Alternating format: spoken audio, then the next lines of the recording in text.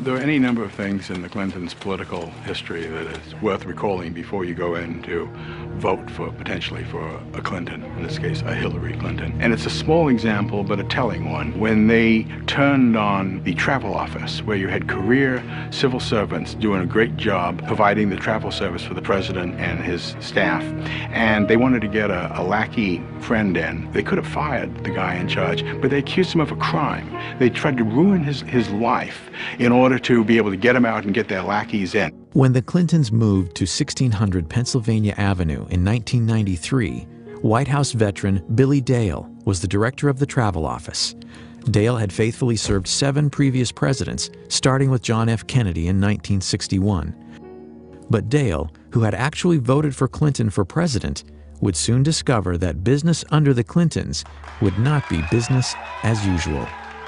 We knew that we were in for a rougher transition because we had heard stories from Secret Service agents who had gone to Little Rock for a 2-week stay down there. And the stories that some of the agents would come back and tell us, that we just knew that it was going to be different.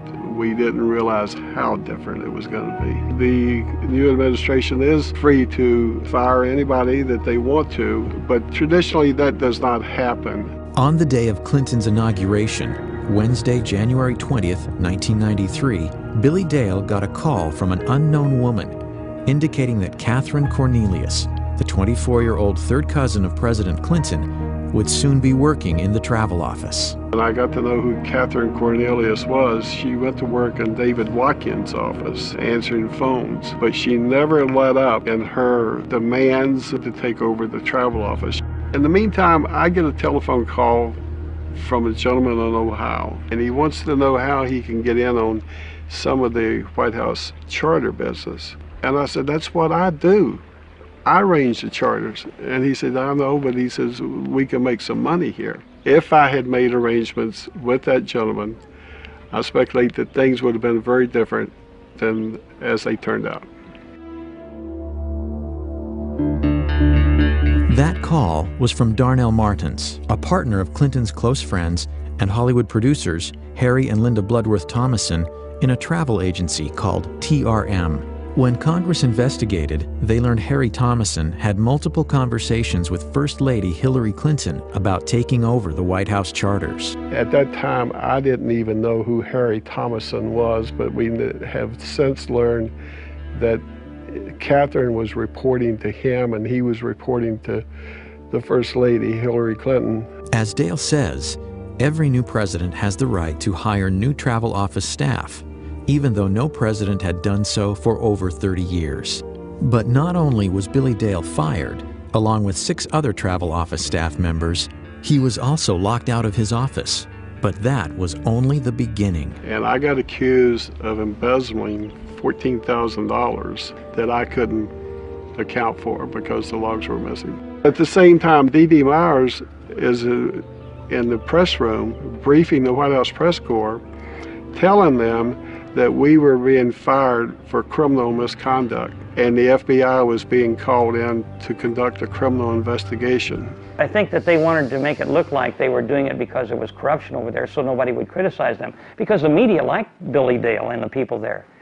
Gary Aldrich was an FBI agent for 26 years, the last 5 as an agent responsible for background checks on White House staff. Recall that the FBI had conducted investigations of all of these men and had determined that they were qualified to work in the White House and that they were honest individuals. I conducted some of those investigations. Billy Dale was humiliated and was accused of serious wrongdoing to the degree that they conduct a federal grand jury investigation and an indictment of him. I had dedicated 32 years of my life to this job and served faithfully to Democrats and Republicans alike. The experience was a major event in my career because it taught me that powerful politicians can misuse law enforcement authority almost whimsically. And because it was the First Lady ordering the investigation, well then charges have to be found. That scared me. That was different from my experience in the FBI of 26 years. I thought if we have reached the level where a politician can get irritated with somebody and cause them to maybe end up in federal prison, we've got a serious problem.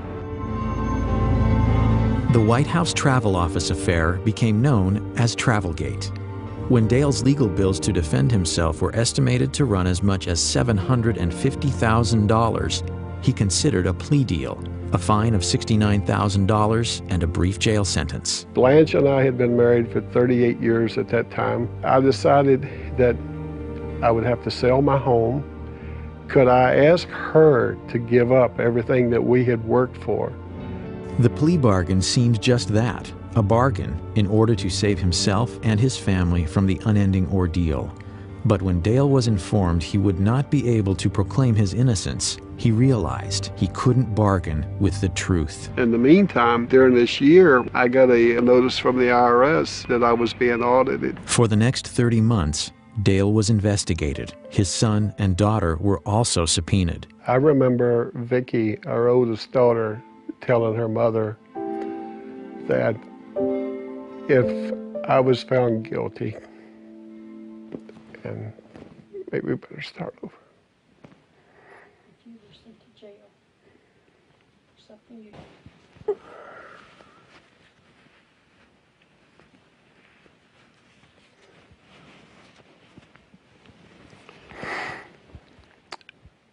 I remember during my trial, Vicki, my oldest daughter, telling her mother that if I was found guilty and had to go to jail for something that I did not do, that she didn't know if she could live in this country any longer, when the government would be responsible for doing something like that to her father.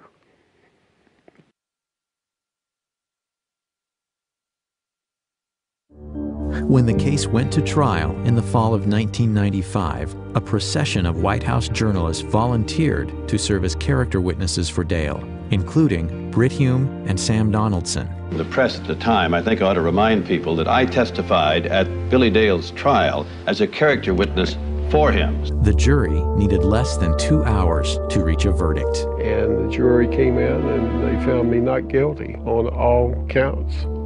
I laid my head down on the desk in front of me and cried. Ultimately, the Office of the Independent Counsel's final report on the Travel Office firings found that Mrs. Clinton's sworn testimony was factually inaccurate. Hillary Clinton was more powerful as a first lady than any first lady that had been in the White House that I knew of.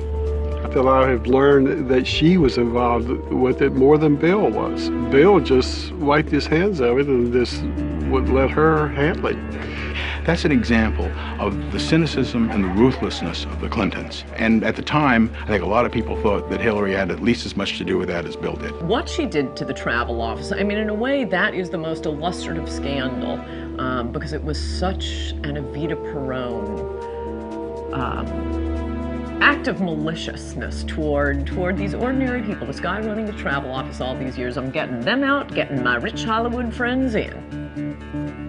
It's not even the most illegal thing they did, but it is the most contemptible thing they did.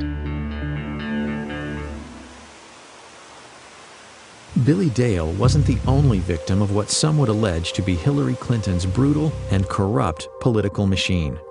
I would say the most important thing I would study is her conduct as First Lady, not as Senator, and her lack of sensitivity to civil liberties, of privacy, using the Internal Revenue Service, her hostility to opponents, her hardness, her meanness. The Clinton administration, almost from its first day, started using the IRS as a threat. I know a lot of tax lawyers, and they said the odds of someone like Paula Jones with her income being audited by the IRS is like being struck by lightning twice. Others would claim that using the IRS to harass political enemies was a Clinton White House specialty, one reminiscent of the strong arm of Richard Nixon. They're both very smart, very politically ruthless, very hardworking, great work habits. Some of them not complimentary, very cynical, willing to do things that are beyond the pale of proper conduct. Proper conduct would not include using private investigators to intimidate.